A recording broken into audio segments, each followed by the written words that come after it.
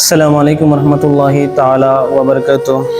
الحمد لله والشكر لله والصلاة والسلام على سيد الأنبياء والمرسلين. بسم الله الرحمن الرحيم. وما أرسلناك إلا رحمة للعالمين. صدق الله العظيم وصدق رسوله النبي الحبيب الكريم. اللهم صل على سيدنا محمد وعلى آل سيدنا محمد وبارك وسلم. रहमत वाला आया नबी है, धूम मची है। আগামীকাল মাহে রবিউন নূর, যে দিনে সরকারে আলম শামসুদ্দোহা বদরুদ্দুজা সদরুল উলা নূরুল হুদা জনাবে আকা মুহাম্মদ মুস্তাফা সাল্লাল্লাহু তাআলা আলাইহি ওয়াসাল্লাম এই দুনিয়ার মাঝে আগমন করেছে। কালকে আমাদের মাঝে সেই দিন ঈদ মিলাদুন নবী সাল্লাল্লাহু তাআলা আলাইহি ওয়াসাল্লাম। এই দিন আমাদের জন্য রহমতের দিন, এই দিন আমাদের জন্য বরকতের দিন, এই দিন আমাদের জন্য খুশির দিন। অনেকেই বলে ঈদ মিলাদুন নবী বলতে কোনো কিছু নাই, যদিও তারা গোমরাহ। আল্লাহর নবী আল্লাহ রাব্বুল আলামিন পবিত্র কোরআনে সূরা বাকারার মধ্যে আল্লাহ বলেন, হাবিব আপনি তাদের বলুন কিংবা নাই বলুন, তারা ফিরে আসবে না। কারণ কেন? রব্বুল আলামিন তাদের অন্তরের মধ্যে, তাদের চোখের মধ্যে, তাদের কলবের মধ্যে, তাদের শোনার মধ্যে, কানের মধ্যে আল্লাহ মোহর মেরে দিয়েছে, যার কারণে তারা কোনোদিনও দিনের পথে আসবে না, তারা আপনি নবীর কথা শুনবে না।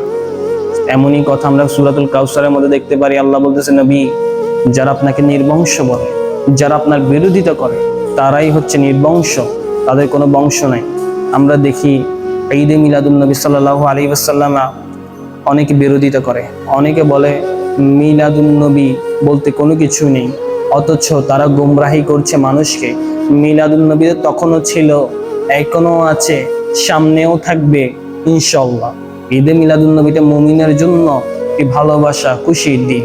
তারা বলে ঈদুল ফিত্র, ঈদুল আদহা। আমরা ঈদে মিলাদুন নবী কই থেকে পেলাম?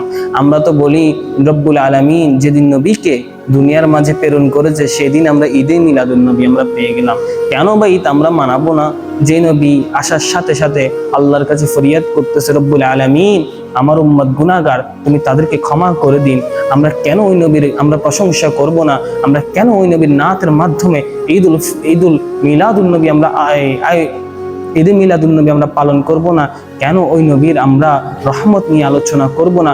রব্বুল আলামিন তো বলে দিলেন, যখন আমি তোমাদেরকে ফজল করব, যখন আমি তোমাদেরকে রহমত দিব, তোমরা তা নিয়ে আলোচনা করো। কোরআন আল কারীমে সূরা আম্বিয়ার 107 নম্বর আয়াতে পাকের মধ্যে আমরা দেখতে পাচ্ছি রব্বুল আলামিন বলতেছে, আমি কি নবী আপনাকে রহমত হিসেবে প্রেরণ করিনি?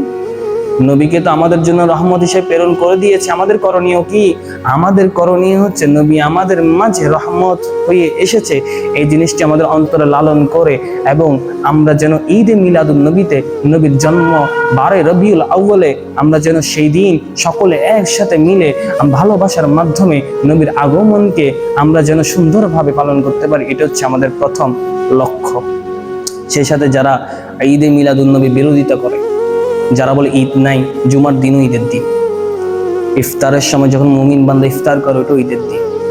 আমাদের জন্য রহমত মানে ঈদ, মুমিনের জন্য ঈদ সব সময় আছে।